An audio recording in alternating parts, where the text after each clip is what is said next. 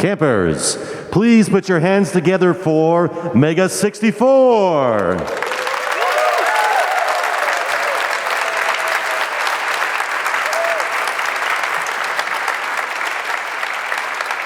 Hello. Hi, everyone. We're Mega 64. I'm Derek. I'm Rocco. And you're here for Storytime with us. Thanks for coming out. Yeah. We're going to tell you some stories. We've written up some stories. And, well, Rocco, he's more of a visual storyteller. Yeah, Derek's more on the motivational side. I've got sort of the archival media here for the visual crowd. You know, we live in like an emoji world where everything needs to be seen. So I've got some images, some video, and if all of that fails, I might just, act stuff out. I don't know. Yeah, picture's worth 1,000 words. Exactly. You might have more to say than I. Thank you. Well, let's show him a picture. Let's get into it. Wow. That's us. Check that out. Yeah, that's us in high school. I think we were doing, what show were we doing? Pippin or something? Yeah. We all met doing plays in high school. Yeah. In fact, look at this one. Well, you got that next photo here? Oh, we have a picture of us Take doing a look plays. at this. Wow. That's us doing William Shakespeare's A Midsummer Night's Dream. Yeah. Yeah, this is what we were all about back then. We also love playing video games. Yes, look at that. That's not me in the middle. That's another. I couldn't find one of all three of us, but 2 out of 3 ain't bad. This was about 20 years ago. Yeah. We met at West Hills High School in San Diego, California. Sean and Rocco graduated in 2002. I graduated in 2003. At the time, we all signed up to go to a community college that was about a mile away from where we all lived. It was late in spring of 2003 when we decided that we should try to make a public access TV show. We thought that that would be the best way to kill time when there were no plays to audition for. We could continue to act and write sketches and perform and be funny, and then we could put it on public access, and then we could get our friends to watch it on TV. It would be the same as being funny in class, just getting that instant gratification from a small audience, because literally, who was going to watch this on public access television? Other than maybe our friends and family, or maybe some random kids just like us who enjoyed stumbling on awkward public access television. We loved turning on public access and finding half the time it was like church shows, like it would be like a religious group and they would use puppets and stuff. So it was always fun finding that kind of stuff. And I think that was our greatest hope, was that somebody would stumble upon it like that. Church shows and like really bad magicians. I think that was the main competition for us back then. Yeah. So if it was only going to be people like us who were finding this show on public access, then hey, great. That was good enough, so we were going to do it. Putting together a half-hour comedy sketch show was easy because we'd kind of already done it 1 year earlier. Aside from making cast party videos to show after the run of our plays, we'd made a VHS tape of about 5 comedy skits that we had called Wiggle Vision. Wiggle Vision was the proto Mega 64. It was me and Rocco and about 3 other guys from our acting class. In high school, sometimes it's a Friday night and a bunch of guys are getting together, hanging out, drinking soda pop, playing video games, and before you know it, everyone's just kind of sleeping over, for the night. There's a word for it. Yeah. It's called a slumber party. Yeah. So we were having a slumber party one night, and we just decided to pick up the camera and start making comedy. We were theater kids, after all. 3 of the 5 kids in Wiggle Vision did not stick with comedy, did not stick with acting. Some tried music, but eventually all of them gave up entertainment and they all settled into normal lives. Rocco and I continued on this path. We didn't give up. So this time around, when we were trying to produce this TV show for public access, the first episode of Mega 64, we finally added our missing element. Sean.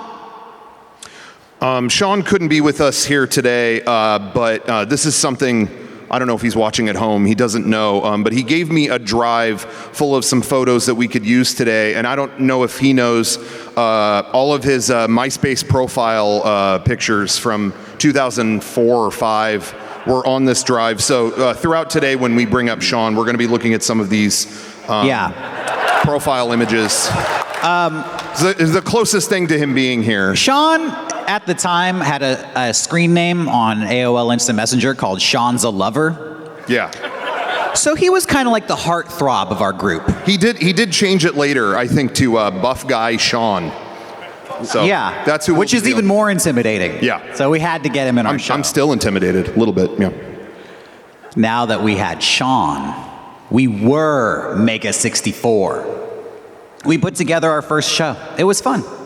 We filmed it, edited it, and pretty soon we realized this could be an ongoing thing for us. We could produce a show every few weeks and celebrate the debuts by inviting all our friends over to watch it on TV, like a big watch party.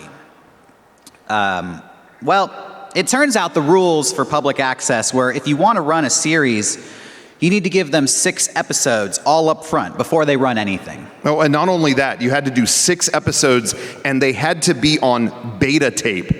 Does anyone remember that? Does anyone have the equipment to convert anything to beta tape? That's what we were up against. Right. And our thought was, no problem. What 18-year-olds can't crank out 6 half-hour episodes of comedy television on beta tape? Exactly. We estimated if we film like crazy and start editing right away, we could have the episodes done in about 2 or 3 weeks. Turns out we didn't know shit. Nope. That was a completely off-base estimation. That was totally ignorance, but still, we dove right in. It took about 9 months. And then some, between filming and editing, maybe a full year to produce these 6 episodes. We had to go to a lot of grocery stores when we were filming our Metal Gear video. It took, days, weeks to get the right reactions of people trying to buy produce, while we're crawling around them or whatever we were doing in that video. Yeah. It took a long time. This was a wild time for us. We're going to school, we're working jobs, we're trying to figure out how to be freshmen in college. We would hang out almost every day, but we made sure at least one day a week we would meet up and talk about Mega 64. I think it was Tuesday nights. Back then, when we were making this show for public access television, we dreamed that maybe someday this show would get picked up, like Comedy Central or MTV or the Sci-Fi Channel. It could happen. We'd seen it happen before. This was before YouTube, back in 2003, 2004. If you don't remember or know what public access TV is, it's a local television station. In San Diego, it's Channel 23. And they'd pretty much run anything that people submitted to them because nobody made videos back then. My cell phone couldn't even take a photo back in 2003, and we filmed our show on mini DV tapes. So anyone who could make a show could be on public access, and we knew that shows like the Tom Green Show had started on public access, and Mystery Science Theater 3000, and those went on to national television. They set the template, and we wanted to be them. The idea was to make a late-night public access TV show featuring out-in-public skits, all based around a mad scientist and video games and this rogues gallery of characters, including, but not limited to, smart Alex smarmy puppets. That was Mega 64, the show, and that was our dream in 2003 to somehow get that show on television. All these years later, we've had dozens of pitch meetings in Hollywood over the years, and we've pitched a lot of shows, but it was never quite that show. It was always some sort of pitch meeting where we'd get pigeonholed into somebody else's idea for a show, like interviewing game developers or some office-style sitcom where we work at a game developer. Yeah, a lot of the pitches that we would go to, they would almost not hear what we were saying or explaining about our own stuff, and then they would just kind of gloss over and then suggest some kind of stunt that would kill ourselves. Like, yeah, that's great. What if you guys, were in one truck and then jumped into another truck while you were speeding on the freeway? It's like, where did you get that? That, no. or things that were just extremely boring, just to interview people that you don't know. It's like, well, we're not newscasters. Yeah. But that's okay. Because life goes its own way sometimes. We didn't quite follow in the footsteps of Tom Green and Mystery Science Theater, but we followed our own path. And that led us to appearing on The Tom Green Show.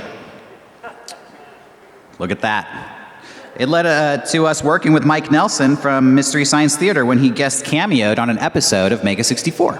This was the most nervous I ever was being around anybody, because Mystery Science Theater was such a huge inspiration to all of us. It was really nerve-wracking. For the thing that we filmed, we asked him to wear, it was just a quick cameo where he was dressed up as a mall Santa, and I asked him to put on the Santa outfit. I handed him the Amazon box that we ordered it from, and he looked at it and he just went, "Wow, did you get this with Super Saver shipping?" And just that, I was scared, like, yeah, I'm a Prime member. It was really nerve-wracking. It was nerve-wracking, but we did it. We got Mike on our show. Yeah. Because we did finish that first season of Mega 64, and then we did a second season, and then we did a third season. It was 17 episodes in total.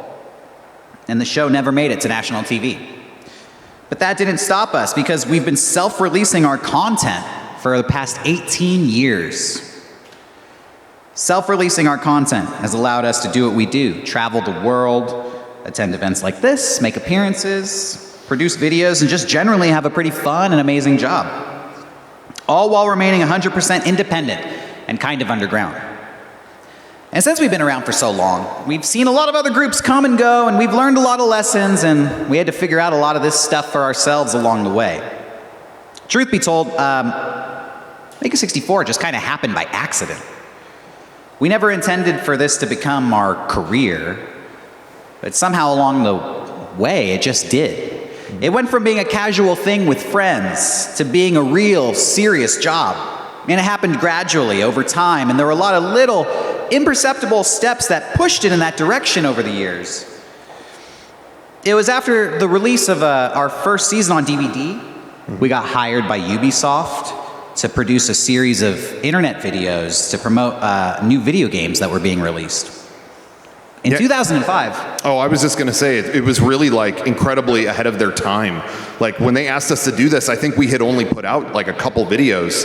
And for them, there wasn't even a term for that at the time. Like now you see promoted videos or whatever they want to call it, promoted content. But this was really forward thinking of Ubisoft to just like ask us to make videos for their upcoming games. And I think a couple of these were even featured, like you could find them on the game disc itself, which at that time was mind-blowing. Yeah, this was 2005. This was pretty groundbreaking. Nobody was doing this. Viral videos was not a term back then. There really was no word to describe what we were doing. We were pioneers. Just a few months earlier, Electronic Gaming Monthly had started releasing some DVDs with their magazine to help boost the sales of their issues. Physical DVD discs packed up with the magazines. You know what happened? People stole the DVDs and left the magazines on the rack. That was the feedback that I got nonstop was, hey, I really love that DVD you guys did with the magazine, and I stole like 5 of them and gave them to my friends. Yeah. It's like, oh, thanks. They were ripping the packages open in the stores and swiping the discs. Bad for EGM, great for Mega 64. We did that for, I think, 6 different months. And when the 6 months was over, we were like, we'd be down to just do this forever. Like, people are finding our stuff. This is such a great vehicle for us to get new videos out. And EGM told us, no, people really are just robbing us blind. They're stealing all of them. Yeah. It wasn't a good deal for them. But we were getting distribution for the first time. Yeah. People were starting to take notice of us. We were young, and all these things were just sort of happening one after another, and it just kept pushing Mega 64 more and more into being this real entity. And we kept taking the next logical step. So making the first season of our show has brought us all this work with Ubisoft and EGM. They featured us, and PlayStation Magazine that year put us in their top recommended holiday purchase list. We figured, hey, this is great. Let's do another season of the show and see what happens. So we're in production of season 2 of Mega 64, and someone at G4 Tech TV hears about us. They hear that we're making comedy content, all based around video games, and they ask us to come in and pitch a show. Now, this isn't going to turn into like a full oral history of every meeting we've ever had, or a beat by beat of every success and failure. This is just a story to kind of show you who we are. Friends, theater nerds, video game enthusiasts, and to take a look at how we got here because it all happened really fast. Just going from hanging out, having slumber parties, playing video games, to sitting down with a television network and pitching a show. We'd only been doing this maybe about 2 years. Were we ready to helm a network TV show at the age of 19 and 20 years old? Probably not. And according to those executives, definitely not. No. They basically ran us out of there. They told us we were too niche, too narrow, that we'd run out of material very soon. We'd never make it very long in show business. That's what they said. It went on to be kind of hilarious that G4 predicted we would run out of material after a couple years.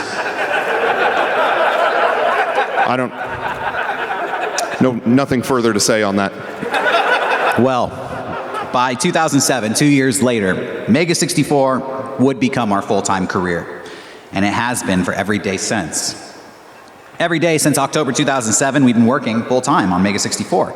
Here we are, 15 years later in Mega 64, we're here doing this keynote speech at PAX. Looks like those executives are wrong. We're still here. But when we did go full-time at the age of 22, that decision was kind of like an all-in crapshoot. We were gambling everything on Mega 64 working out.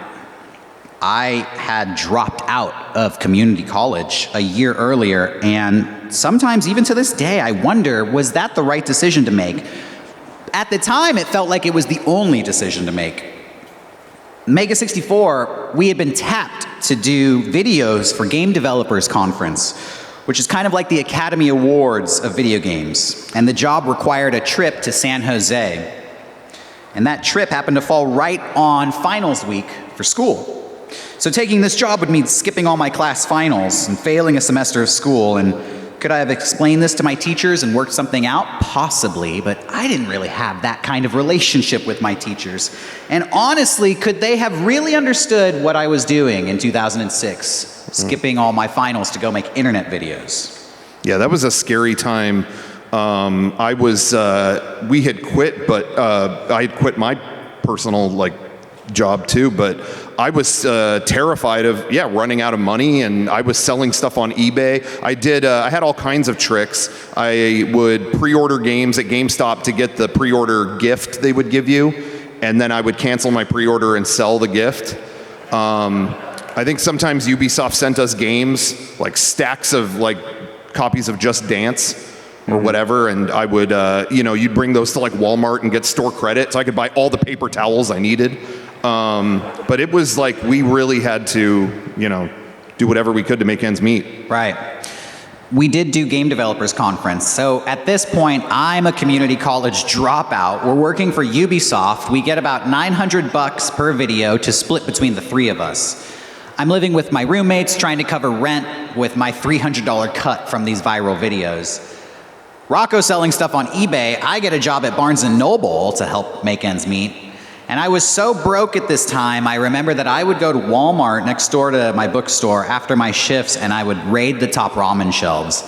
And I distinctly remember having this memory in Walmart, seeing that the top ramen was 25 cents a cup, and I felt so relieved because I could get 10 meals for $2.50, and that would be enough to get me to the end of the week when payday would come.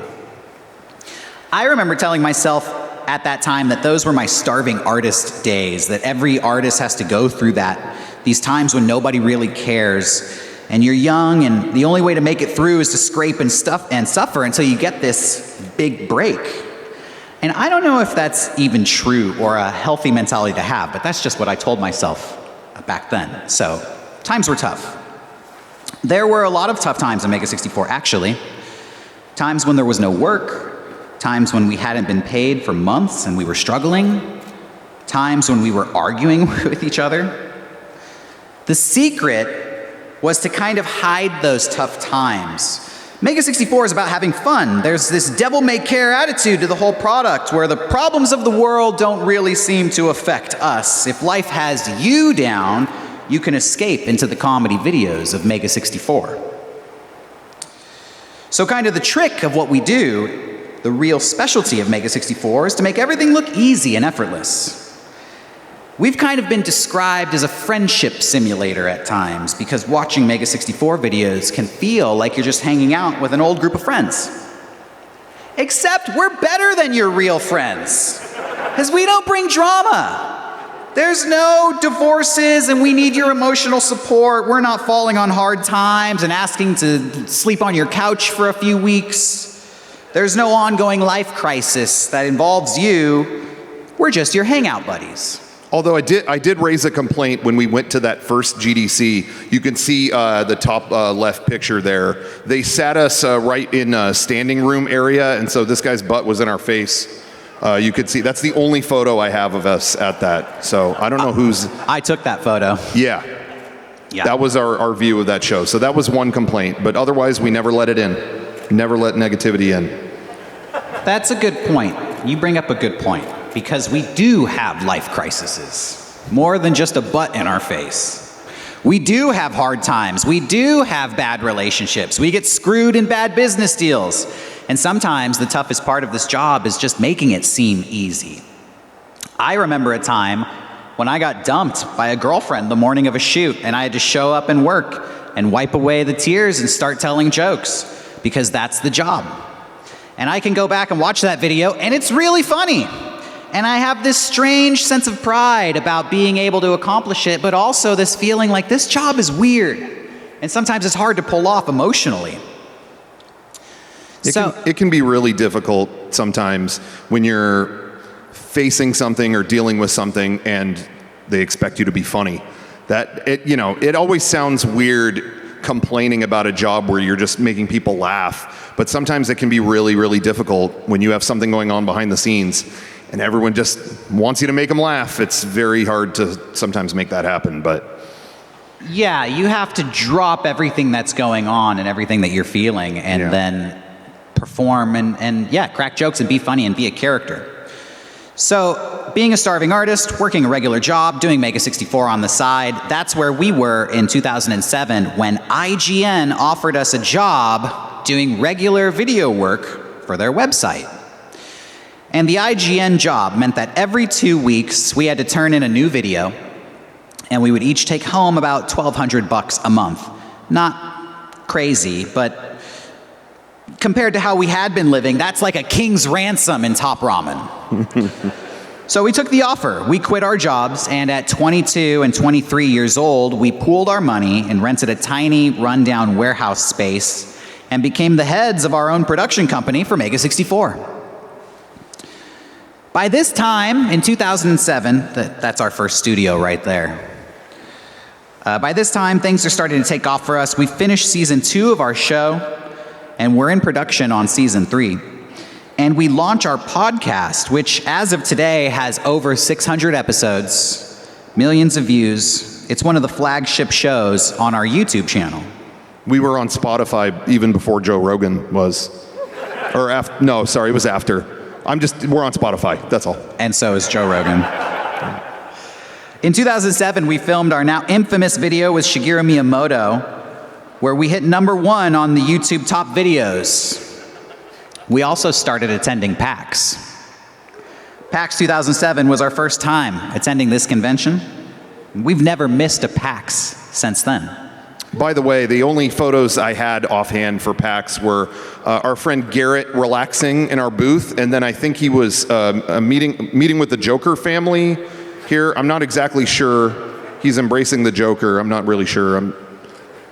But it was fun. It was a fun PAX. It was good. Yeah, it was. And here we are 15 years later, now we're the keynote speakers. The secret to Mega 64's longevity is progress, always trying to move forward, never moving backwards. Sometimes there's long stretches when it seems like there is no way to move forward. That's when you focus on just not moving backwards. Take, for example, the Mega 64 studio. We currently run our videos out of a 3-story, 5,000 square foot studio. We have sound stages, editing rooms, cyclorama green screen, everything we need. It's wonderful. For years, I would drive past this building wishing someday we could have it as our studio. The building used to belong to some other production company in San Diego, and they put their name right on the front of the building. So on my way to our tiny Mega 64 warehouse that was essentially a converted garage, I would look at this production house and just wonder, how? How can they have this? Drove past it for years. And then one day, it was up for rent. But we still weren't successful enough to afford it. Not outright. Like, maybe we could have tried, and if we moved in there and found we overextended ourselves, that would be the end. Everything would fall apart. We could have lied to ourselves and said we were popular enough to make the money to cover it. But if we were wrong, everything would be over for us. Trying to make progress is tough sometimes. The for rent sign on that building eventually came down, and we missed our shot. Years later, still driving past this damn building every day, and we see the sign has gone back up, for rent. This time, we think we might be ready. We're more popular. And not only that, when we call and take a tour of the studio, we see that it has been trashed. Yeah. The floors are ripped out. There's graffiti on the walls, holes in the walls. Literally, the realtor took us to see this place, and there's an old dump in the toilet and a dead rat on the floor. Yeah. That was a great introduction. It's wonderful. Yeah. Now we know this is a place we can afford. Yeah. Yeah. We negotiated a deal with the landowners where we would pay a fraction of their asking price with the understanding that we would rehabilitate the building, bring it back up to snuff. New floors, new walls, new paint, remove the holes, remove the dookie and the rats. They liked us and they agreed. Who ended up getting rid of the dookie? I can't remember. It was Garrett. Oh, okay, yeah. It was definitely not me. Yeah. Yeah, neither of us. Yeah, no. So we got our dream studio, and it happened exactly the same way most things happen for Mega 64, not through the direct path or the front door, but through crimping and saving and wheeling and dealing and trying to find the sideways entrance or the alternate path to reaching these goals, creating some gimmick or some special circumstance that lets us capitalize on these opportunities when logically we should not be able or capable of doing all these things we do, yet somehow we are. Even this keynote. Come on, we know why we're here. You'd probably be listening to Kojima right now if this was a normal year. There's definitely, Miyamoto would have been up here. We were... But it's not a normal year. It's pandemic. Yeah. Probably a lot of great keynote speakers maybe didn't answer the phone this year. Of course this would be the year Mega 64 comes to do the keynote. This is so on brand for Mega 64. But hey, we'll take it. Definitely. This is the kind of situation Mega 64 thrives in. It's like we're the professional B squad, or the internet's underdogs. We used to hate it, but now I think we've learned to accept it and use it to our advantage. I wish we could share a story about how we made like $1 billion, but that's really not the kind of success we've had. Mega 64 is sustainable, and we support our small crew of employees, but we've never really had that big flashpoint moment. No TV show greenlit, no movie deal, never got that big break. With all the content we put out, 3 seasons of our show, 600 plus podcast episodes, 190 million YouTube views, still never got that big break. 18 years of being independent, self-releasing Blu-rays, vinyl records, launching a merchandise and clothing line. 18 years of nurturing a fan base and a dedicated audience, all on our own. Just a couple of high school theater geeks. For years, we were doing all these things just waiting for the right people to take notice because, like we said, Mega 64 is always growing and never shrinking and always making progress, even if that progress is brutally slow. It's steady, and slow and steady wins the race, right? Well, after a few years, it started looking like that big break might not happen. Maybe it was time to quit. There were a couple of moments over the years when it seemed like maybe it would be a good time to quit. Things just aren't going how you want. You reach a certain age, and you're not as far along as you'd hoped you'd be. You think about giving up. The thing about being independent is you don't have a boss, no one to motivate you or guide you, but also no one to fire you. You cannot be fired when you're independent. The only way to lose your job is to quit. Every day you don't quit, that's another day you've extended your career. So you want to know the secret to longevity in this business? Just don't quit. Don't walk away. Don't give up your power. When you're working on a creative project, it can be tough to see it through to the end. Sometimes it can be tough to even know what the end goal is because that goalpost keeps moving. What I think gets us through in moments like that is just to keep working, because as long as you're doing something, staying busy, and then you're changing your circumstances, and that's progress. The only real finality in this business is when we decide we're done. Until then, no one really has the power to stop us. They can hold us back, but they can't make us stop. So for years we were working and hoping and waiting for someone to give us that deal to put us in TV or in theaters. And after a while, we just kind of realized if no one's going to give this to us, we're going to have to make our own big break. So we decided to be a fully independent, completely insular company without outside input or influence from a major network. Basically what we were already doing, only now we didn't fight it, we owned it. Being completely indie is tough when you're little fish in a big pond of media and entertainment, but it actually rules when all those established institutions start to crumble. Being independent, we get to define our own success. We get to decide what happens to us next. If we were under the umbrella of a bigger corporation and they start shutting down, what could we do? What can you do? That's when being independent actually becomes really appealing. Say, for example, when the global pandemic hits. Because when COVID-19 hit, Mega 64 was one of the few production houses that was able to carry on with business pretty much uninterrupted. Like everyone else, we initially shut down, but because of our small size and insulated crew, we were able to bounce back quickly. And for a time there in the beginning, most of the major TV networks shut down, but we were still going. NBC was not producing new episodes of SNL or The Tonight Show, but we were still going. And for a moment, it felt like we were outperforming the major TV networks. Our viewership skyrocketed. People needed something to watch when they were stuck at home, and we wanted to give it to them. 2020 may have been our most successful year ever. A lot of companies reached out to us during that time because they couldn't find other companies or groups or whatever to make commercials or make any other kind of filmed programming, and we were there to do that.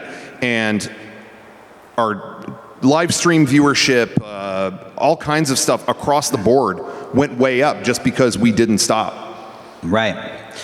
When the conventions around the country were canceled, we staged our own faux convention, streaming it on Twitch. We set up a booth just like the one you'll find in the exhibit hall at this convention, and we exhibited. We tried to bring the convention experience live to people in their home. We had panels, we filmed fake security checkpoints, we made comedy skits about the nightmares of finding parking, getting food, finding a bathroom at a convention center. Yeah, $20 pretzels, you know. Everything. The whole bit. People loved it. It was such a success that we followed that up with more extravaganza events. Every 6 weeks, we were doing another day-long stream. Shows like 64X, 64 Day. We did a Halloween special called Halloween Interactive Hell Festival. We did something called the Board Game Olympics. And all of these streams kind of mixed live theater and sketch comedy. This is how we were able to keep going and adapt. Kids who like to play video games and watch movies.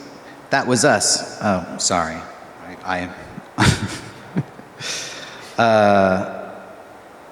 I'm sorry. I got choked up here. How we were able to adapt by doing what we had always done, working on projects that we thought were cool and releasing them ourselves. That is our story. We are a couple of friends, theater geeks, and kids who love to play video games. Kids who love to watch movies, a group of friends that like to goof off and have fun, who try to stay dedicated to doing that for as long as we can. I think we have kind of humble beginnings, and I think our story is a lot of navigating a somewhat rocky path. But maybe that story sounds similar to your story. We've been attendees at PAX, we've sat in that audience, we've listened to some awesome people share their stories on this stage. We've watched past keynotes and we've wondered, will that be us someday? Will we be good enough? If our story sounds like your story, then you should know that you can be up here too someday. You can find your way, you can have your success, and you can make it to the top. But you have to remember that it might be a different path than you're expecting, and you have to make sure you don't give up before you get there. Thanks. Thank you.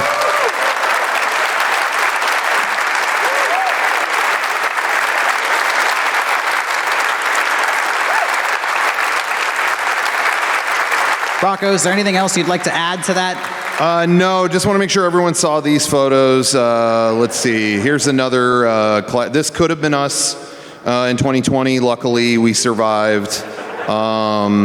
Yeah, I just want to say thank you guys so much. I think we've been to almost every PAX almost since the beginning. We might have missed the first one, but we've been to just about everyone since then, and everyone is always so welcoming, and we just love being here, and we were really happy to return, and it's an honor to be on this stage. So thank you guys very much for, being there through the years, and thank you to PAX for putting this on, and yeah.